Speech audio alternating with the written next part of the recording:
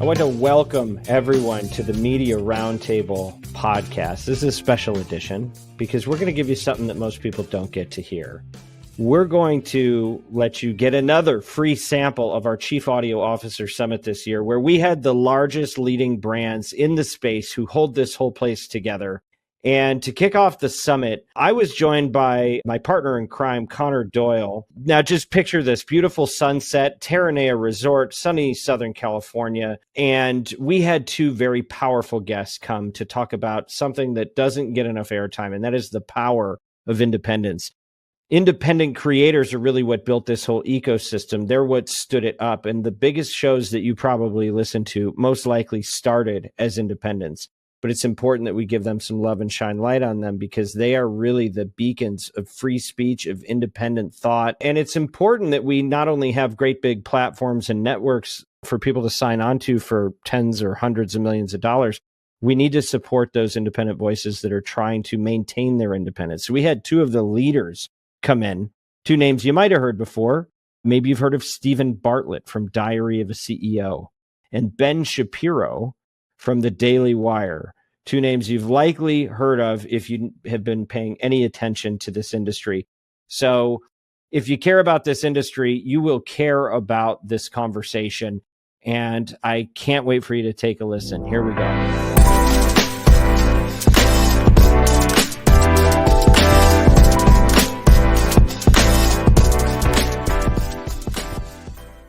One of the things that struck me about the Daily Wire is how much further you'll go for your brands in the way that you do business. And, I think it's so great that you're both here, just sharing the different approach that you take as an independent.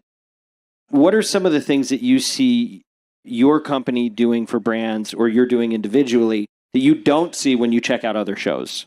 So first of all, I love when I'm able to do ad integration. So right now, one of my favorite ad integrations is Perplexity. So we have a big contract with Perplexity, and I actually do use Perplexity in my everyday life because I'm in the informational business. And so in the middle of the show, I'll break into the show if I have to look something up. Like the other day, I was critiquing Gavin Newsom, suggesting the governor of this august state, my former state, and Gavin Newsom had suggested that California is a net tax donor, meaning that people pay more in taxes in California than they take out in taxes. And I was pointing out that that's actually really a dishonest statistic because it is taxpayers in California who pay the taxes, and it is people who are generally not paying taxes who are taking out the taxes. And so you can't really attribute any of that to Gavin Newsom's policies. If a bunch of rich people live in California and pay taxes to the federal government, that has no correlation with being a net tax recipient state. The state is not paying taxes. In any case, I looked up on Perplexity in the middle of the show what percentage of all welfare dollars in the United States go to California. And so I'll stop in the middle of the show and I'll say, and now I'm going to check out with my sponsor, Perplexity, what percent? And then I'll read the answer on the air and we'll put up on the screen what that looks like. Right? That's a great way for the audience to familiarize themselves with the product and to see that actually how it works. We've done this with Boll and Branch as well on a completely different note. Boll and Branch, one of my favorite advertisers. They're wonderful. I literally do travel with their product. They're that good. And so we made a point of that during our election night broadcast. Like, it was getting very, very late. I was very tired. I just took out a blanket and curled up with a Boll and Branch blanket in the middle of the broadcast. It sold them a lot of blankets. They're good blankets. They're fantastic. They're great. Really good. Go to bollandbranch.com/CAO. So you've had some offers, I imagine. I don't know if we've talked about it, but I would imagine that the usual suspects have wanted you to fold the Daily Wire in, right? And you're like a grandfather in this industry, relatively speaking, right? 10 years in podcasting. Why haven't you done it? Why didn't you take the check?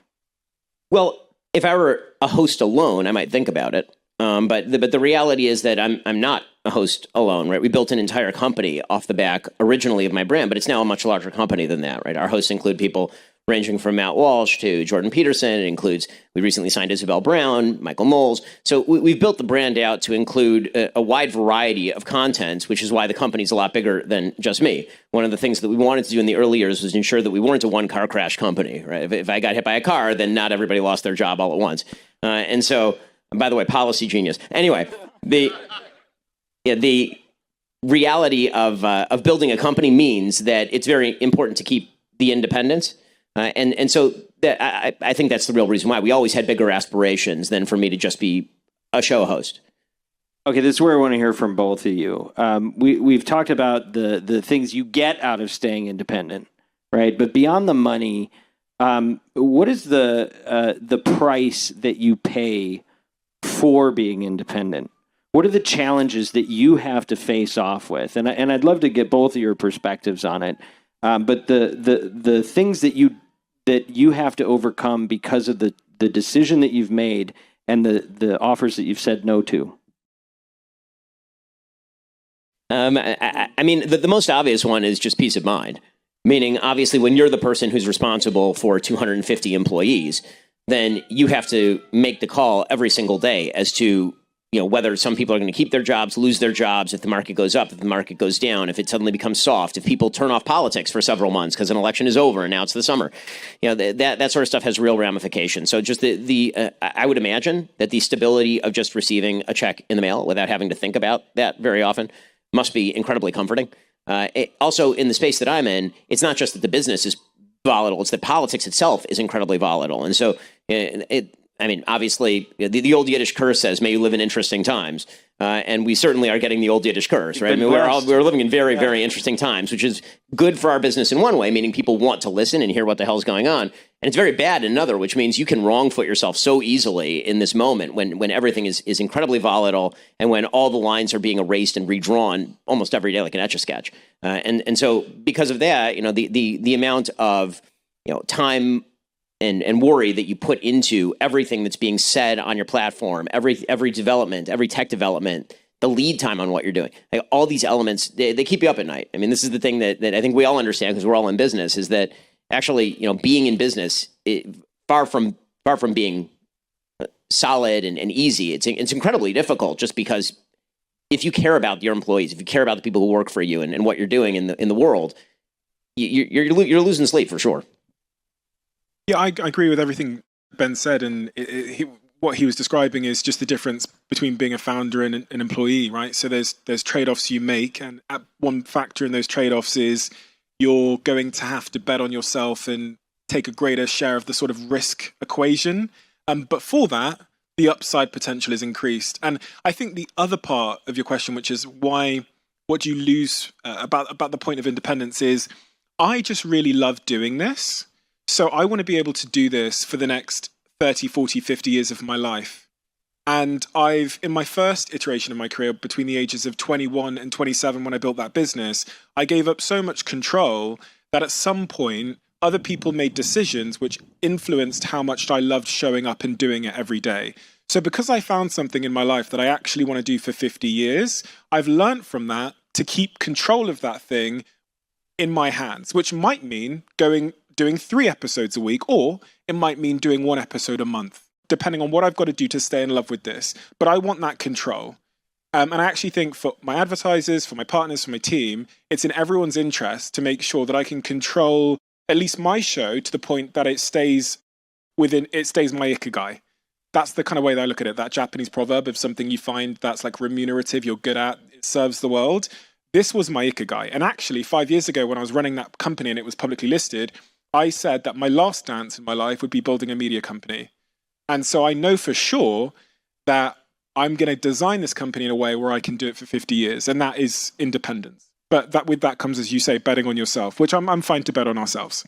Yeah, you're okay. Yeah, I'm really comfortable with you guys have figured it out to an extent, but it's stressful, right? And so, Stephen, you had a social media company. Yeah, I mean, you like this what we call podcasting. You might call it a show.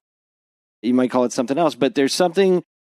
It feels like both of you made a decision that was going to be the anchor, even though it's not the only channel you're engaging with audiences on. It seems like that's home base. Am I making an assumption because I am biased toward it, or is that an actual, is that how you see it? I mean, as far as the podcasting sphere, yes. Yeah, I mean, no, for sure. Listen, it's the closest to my heart. My show is me. Mm-hmm. I am my show. I mean, the way that I talk to people in real life is the way that I talk to people on the show, which I think is why the show is successful.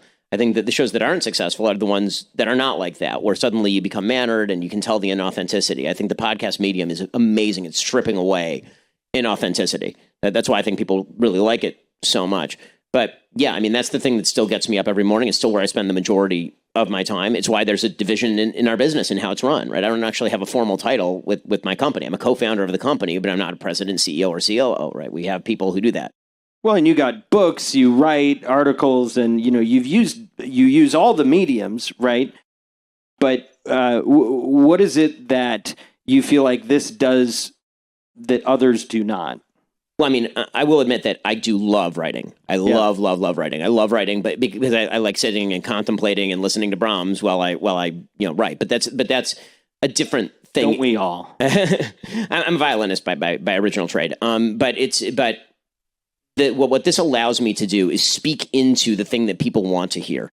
And I think that that's really important. The reason that you get into this is not just because you want to say something, it's because you want people to hear something. And if you're the biggest mistake I think that people make in the podcast industry is focusing more on what they want to say than on what people want to hear. And there I don't mean that you should cater your message to the audience, that the audience should have control of you, but you should, what people typically want to hear from you is the thing that you're good at, right? It's the thing that they find most interesting about you. And so what I've found, and I've tried a bunch of different things, what people want from me is an authoritative take on the news.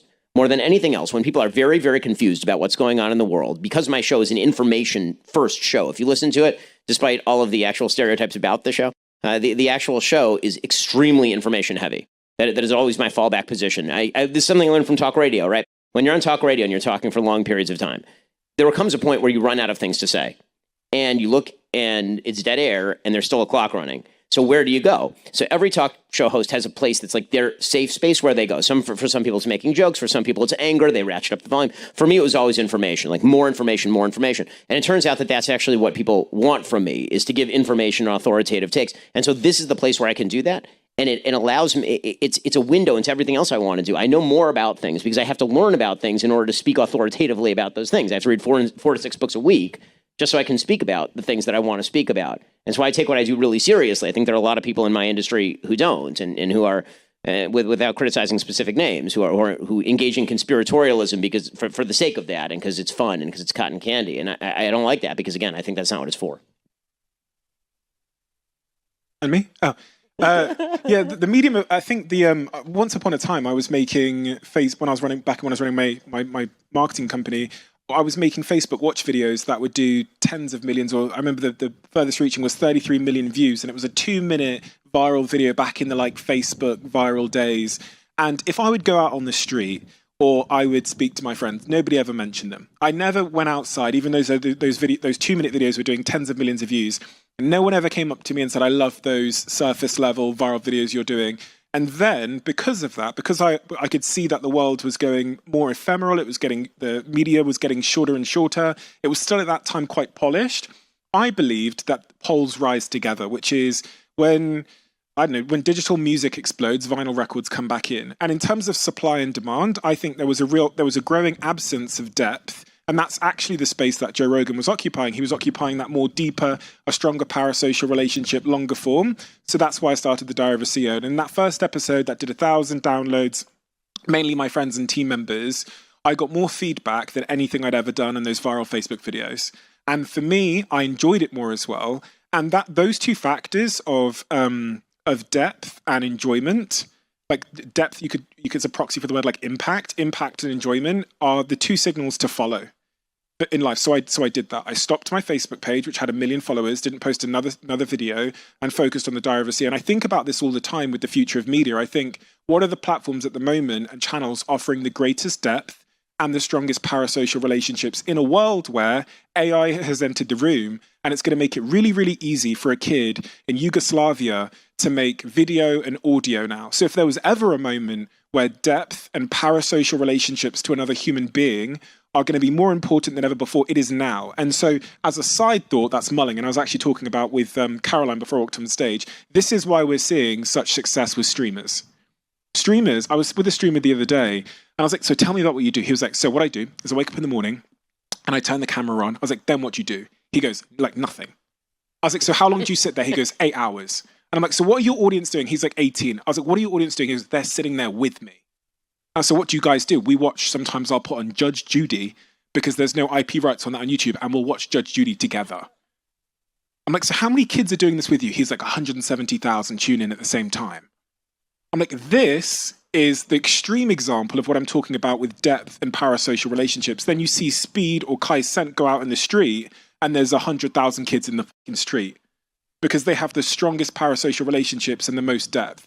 So I think podcasting occupies that space as well in a world full of like TikToks and Instagrams that you cannot remember. Even like a simple example of this is you probably can't remember the last thing you saw on Instagram, but you can probably remember the last thing you watched on Netflix. And that just shows how I think depth is disproportionately valuable. And that's what podcasting has ridden. Technology came along, smart cars, and all these things, streaming devices, the commercial infrastructure, which has accelerated. And I think of myself as being quite lucky that I was hanging out on that wave when that wave came into shore. But yeah, it makes sense. And this is also how I think you predict what's coming next. You bet on the strongest parasocial relationships with audiences and the thing that's offering that sort of the most depth. We'll get some more on this in a moment. First, what does the future hold for business? Ask 9 experts, you will get 10 different answers. The market's bullish one day, bearish the next. Interest rates climb or plummet. Inflation surges or retreats, all depending on who's making the forecast. In a world of endless predictions and conflicting signals, wouldn't it be nice if someone could finally invent that crystal ball? Until then, over 43,000 businesses have future-proofed themselves with NetSuite by Oracle, the #1 AI cloud ERP that seamlessly integrates accounting, financial management, inventory, and HR into one unified platform. This single source of truth delivers the visibility and control needed for rapid decision-making, while real-time insights and forecasting transform raw data into actionable intelligence about what lies ahead. When you're closing the books in days rather than weeks, you spend less time analyzing the past and more time prepping for the future. Whether your company generates millions or hundreds of millions of dollars in revenue, NetSuite empowers you to tackle immediate challenges while positioning you to capitalize on your biggest opportunities. Download the CFO's Guide to AI and Machine Learning for free at netsuite.com/Shapiro. That's netsuite.com/Shapiro. netsuite.com/Shapiro. Okay, we've been talking a lot about independence, right? And one of the things I think about is, you guys are at the top of the game, being independent, and everybody loves to talk about Rogan, right? And the reality is, like, let's remember he was grinding in his living room for a long time before he was relevant to any of us. And I think about Ashley Flowers, who was, our opening conversation last year. And the fact that she, believed in herself, took the only $13,000 that she had and put it all into launching Audio Chuck. And, she's got, by some measures, 8 million downloads happening. So her reach is so powerful, you can't even conceive it. But people start, even if they're not independent today, most of the ones that we talk about started as independent. So I would ask you both to share your unvarnished thoughts with a group of advertisers about how they should think about independent when it's so much easier to just call a couple of places and check the boxes on the usual suspects that didn't go that way. Well, to Stephen's point, I mean, the independence in this moment is a good marker for a lot of listeners and audiences of authenticity. People want to feel like they're not just tuning into an institution. They want to feel like they're turning into a person. And if that person feels like they work for the man, for lack of a better term, then audiences may feel like, okay, well, that advertiser is with that program specifically because that advertiser wants to be with that large institution. And you see this manifest politically all the time. It's a very anti-institutional moment. And because it's an anti-institutional moment, I think that gives independents a unique power to be able to say, listen, I'm saying stuff that sometimes you're going to like and sometimes you're not going to like. And that's how you know that when I say that I like this advertiser, I actually like this advertiser, because you know that I'm going to say things you don't like sometimes. And that independence really, I think, is a unique thing in the space for sure. Yeah, and I was thinking about analogies as Ben was talking about, like that wonderful family-run restaurant in your city or village versus the chain. And I think it's analogous because if you want to have a closer relationship with the creator or the media owner, and you want to do things that are more innovative and that therefore potentially yield higher returns, like we talked about experimentation and testing the ad creative and being more dynamic and moving faster and having a longer, deeper, more guaranteed relationship where you can get to know each other and each other's company and products, and you can make 1 + 1 = 3, then I think working with independents is the way forward. And it's actually what I was saying, and I was trying to say it in the most polite terms as I possibly can. One of the other reasons we chose not to, I think I did actually say this, become non-independent, is because ideologically there was a lack of innovation, speed, there was a complacency, there was a disregard of data, there was a romantic attachment to like the way it's always been done, which I'm like allergic to. I have like hay fever and I'm allergic to that as well. Like, and it would ruin my love. It would ruin my love. It would make me sad. I would not like my life anymore if I wasn't working with a partner that could move at that pace and that was excited about trying new things. So, yeah. Last question. Some of the people here already place ads on both of your platforms, and some don't. You inherit this copy a lot of times. You get a request to run an ad for a brand. And then you hear from people like us or from the brand direct about what you should have done or how they want you to do it different. Let's flip the script. We're going to do a little more of this tomorrow. What do you want to say to the brands? What advice do you have for how they can work with creators like you to really maximize the value of the transaction? I was like Steven in the back, and I was thinking how brilliant what you're talking about is the sort of intimate relationship with the brands. I think that the message to advertisers is twofold. One, get us really, really familiar with your products. Like, really let us know your product. And then the second half of that is, and then let us cook. You know your product better than we know your product. And it's your job to help us know the product almost as well as you know your product. And we know our audiences better than you know our audiences. We're talking with them every single day. And so this sometimes ends up with like bizarre conflicts where an advertiser will have an ad that absolutely hits a home run because I didn't listen to the copy. And then we'll get a call and the person will be very upset that I didn't listen to the copy because they're very attached to their copy. And it'll be like they got twice the response on that particular ad because it was funny. Right, because it was off the wall or offbeat, and then the best advertisers are the ones who see that and then they adjust. Right, I've mentioned Policy Genius a couple times, mainly because they allow me to do this. Right, Policy Genius, I did for a year. I would start off my ads. It's a life insurance company, right? And they sell life insurance. And so, how do you make that interesting to somebody? Life insurance. So what I would do is I would take like a very creative death and open every ad with an incredibly creative death. Like you're walking down the street and suddenly you look up and a piano is falling from a third story. And in that moment, as it falls down toward you and you realize that your life is over and you're about to be just completely destroyed by the Steinway, you think to yourself, Shapiro was right. I totally should have visited Policy Genius. And I did this for like a year. And I started using movie deaths. It was like, your father is the king of the pride. And you are the up-and-coming prince. And you're watching your father. And he gets in a fight with your uncle. And as he's falling, he's about to be trampled by a herd of wildebeest. You think, man, I wish Dad had listened to Ben Shapiro and gotten Policy Genius, right? Like that sort of stuff. Advertisers, I think, should look very much at the results that they're getting from the ads, as opposed to sort of believing that their brand is not durable enough to take the humor or take the creativity. Most brands are not only durable enough to take it; they're enhanced by the creativity of the hosts who play with them. Yeah, I completely agree, and I would say don't guess, and we don't have to guess anymore. So we can. We're more than willing to run multiple creatives on our testing platform and see what performs the best and the metrics that matter to you. And what I spent 7 years running a marketing company where we booked 3,000 to 4,000 influencers a month. So I've been on both sides of the equation. And I would say, I would ask the creator to tell me first what they think the ad should look like, because I understand that a Mr. Beast, who's a friend of mine, he knows because he's Mr. Beast, but most creators know their audience better than me as an advertiser will know their audience.